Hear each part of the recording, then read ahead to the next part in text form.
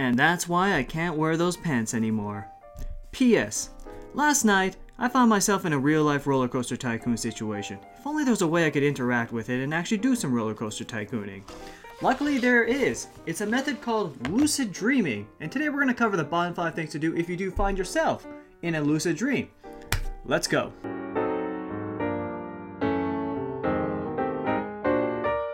Don't you wish that you could live out your dreams with the full realization of what's going on? Here, close your eyes. Now imagine you're asleep. Imagine you're on a beachside paradise, perhaps a garden paradise or a desert paradise, and from there you just take off into the skies, taking flight all the way to the moon, and then you just go on adventures with everyone's favorite moon club proprietor, Pluto Nash. That's a dream that we all wish we could live in, but sadly, we won't. Now, this isn't going to be a guide on how to lucid dream, because personally, I don't know how to lucid dream, and the one time I did, I woke up immediately. However, I can break down the 2 words to deduce a few ways to induce this phenomenon. Let's start with the word lucid. Latin for Lucy's identification.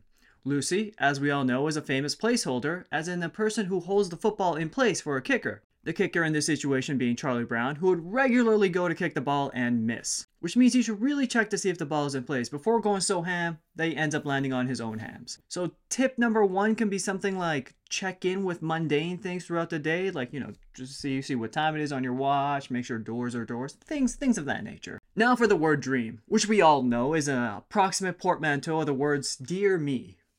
A common phrase spoken throughout the 1800s to the point that it became the slang term that we know now. Unfortunately, back then, lifespans weren't quite as long as they are now, and there was a plague going around, so the act of slumber could easily become a permanent one. So right before many a peasant would go to sleep, but after saying their nightly prayers, many of them would utter the phrase, dear me, before the sweet, sweet hands of slumber would take them under once more. And as we all know, dreams are what happens when you sleep, and that's how we got the word that we have now. So tip number 2 can be something like, maybe suggest to yourself that you're going to lucid dream before sleeping? Yeah, I think that's a proper extrapolation of that. Finally, let's see if we can make this an even 3 by looking at the words lucid and dream together. These words are an acronym for amid-curdles. Obviously, that means swimming in a pool of milk that has gone bad, but not so bad that it's cheese yet. And we can all agree, this is going to be an unpleasant situation that you're going to want to get out of immediately. But how does one get out of a situation?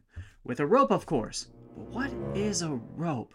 It's a group of fibers banded together that are stronger as a unit than individually, just like the famous boy band, the Beatles, who went on to put out their own solo works but were never quite as popular as they were when they were together. But why were the Beatles so popular? That's easy. It's because they wrote down their songs. So number 3 can be something like maybe keep a dream journal so you know what your dreams are like. Once again, not an expert on the topic, just trying to extrapolate from the information that we have. But now that we got all that hypothesizing and guesswork out of the way, let's get into the bottom 5 things to do if you do find yourself in a lucid dream, starting with something that I've already touched upon, which is number 5, wake up. You can't dream if you're awake, Avi.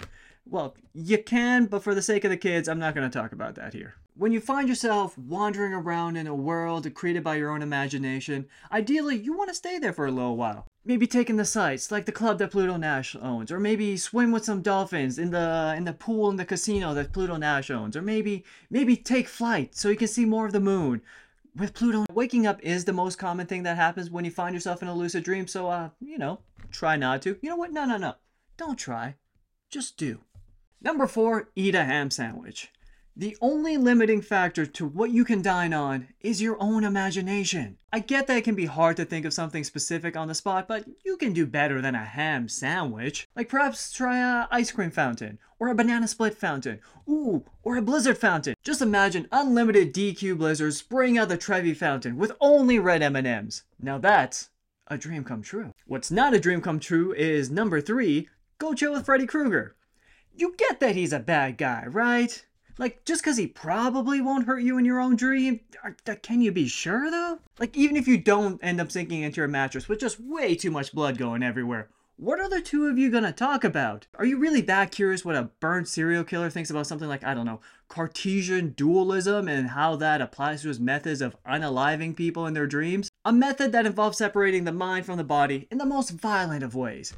Come on now. At least that conversation will be easier to access than number 2, reading a good book.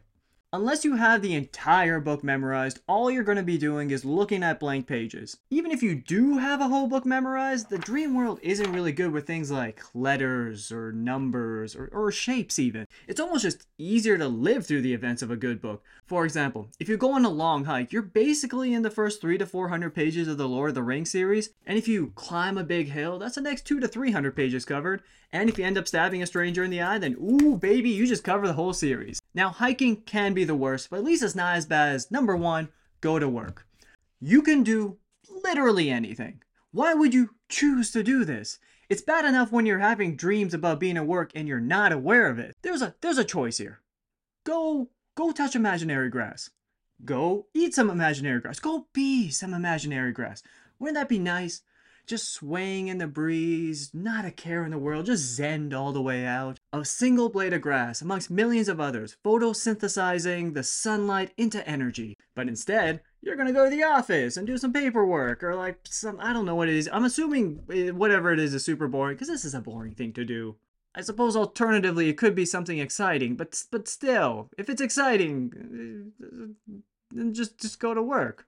There's a whole world on the moon that you can explore. Sure, it kind of looks like Blade Runner, but like, Blade Runner was basically a documentary sent from the future to the past, which is why it was so boring. But the one thing Blade Runner was missing that would have made it a million times better is the addition of Pluto. Anyways, that was the bottom 5 things you can do if you find yourself in a lucid dream. If you like it, like the thing, subscribe to the channel, share it with your sleepiest friends, and yeah. It's about bedtime for me, so I'm gonna catch some Z's, and I got an imaginary casino I gotta go to, and I'm gonna win some moon bucks. I'll see you next time.